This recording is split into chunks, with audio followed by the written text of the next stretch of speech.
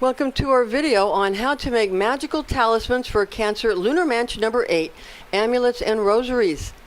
Create magical talismans to bring you the gaining of victory over rivals for strong Lunar Mansion Number 8 in Cancer during June's new moon.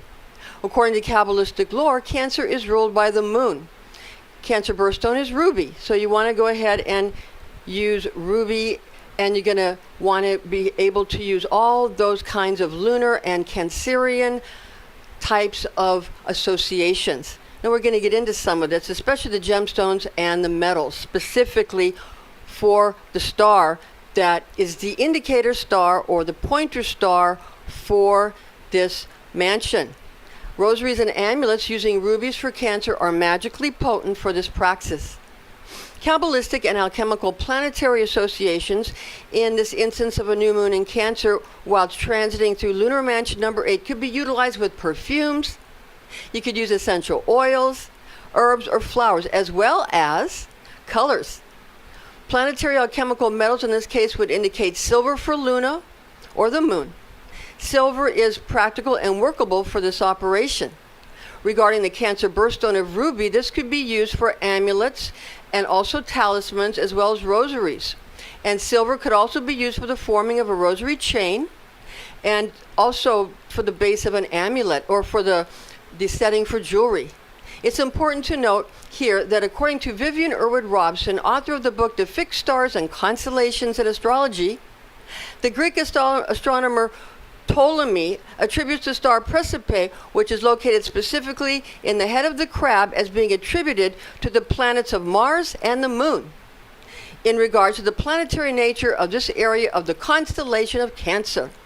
This is in contrast to the other portions of the body of the crab, where Ptolemy assigns differing planetary aspects. Since Ptolemy attributes the star located in the head of the crab to be associated with the planets Mars and the moon, and since the moon or Luna is alchemically associated with the metal of silver, which is workable for this operation, and it's realistic, this would be magically, it would be a magically effective choice to utilize when fashioning a rosary chain or a metal support, which could then attach ruby beads or sigils respectively. See? Other possible alchemical, pragmatic, and workable metals suitable for this operation would be iron for Mars, as also mentioned by Ptolemy as a planetary attribute for the star Praesepe, or tin for Jupiter, as divulged by Agrippa for use during this mansion of Al-Nathrah, also going by the names of Alnaza or Anatrachya. Mars's alchemical metal of iron can be therapeutic or cause an overdose of the element when ingested, relying upon the amount of iron circulating in the subject's bloodstream. Since iron is not ingested during this praxis, it is practical and workable for use in the fashioning of magical talismans. Regarding Jupiter's alchemical metal of tin, it is both pragmatic and workable for this operation, and is recommended by Agrippa for the making of this mansion's man-headed eagle emblem. Rosary chains, amulet bases, and ornamentation settings can also be made of tin. Using ruby gems for rosary beads or for amulets or jewelry gemstones is an excellent choice, fashioned into any one of these three alchemical metals to complete a magical talisman specifically designed for this mansion.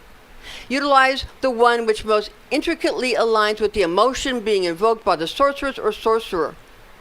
So tin is for a lot of generosity, Mars is for combat, and the moon silver is for an intuition about what maybe your rivals are doing.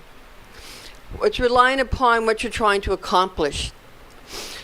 Now, this is all from myself, Pastor Rosemary, the Astrology Angel, and I'm going to now give you the reference books that are so important. And you can, for the page numbers, you can check, just go ahead and check in the description box. You can click it because on the blog, because I have the page numbers. But I'm just going to give you the books because they're so important. I love these books. Number 1, Mansions of the Moon, a Lunar Zodiac for Astrology and Magic, second edition, with 2019 to 2033 Mansion Ephemeris, written by Christopher Warnock in 2019, illustrated by Nigel Jackson, published by Renaissance Astrology. And number 2, 3 books of occult philosophy. Llewellyn Sourcebook series, authored by Henry Cornelius Agrippa of Nedisham in 1533, translated by James Freak in 1650, edited and annotated by Donald Tyson in 1993, published in 2000 by Llewellyn Publications. And number 3, The Fixed Stars and Constellations in Astrology, authored by Vivian Erwood Robson, Bachelor of Science in 1923, published by American Federation of Astrologers, Inc., cover design by Jack Hippola. Thank you for joining us. Join us again next time.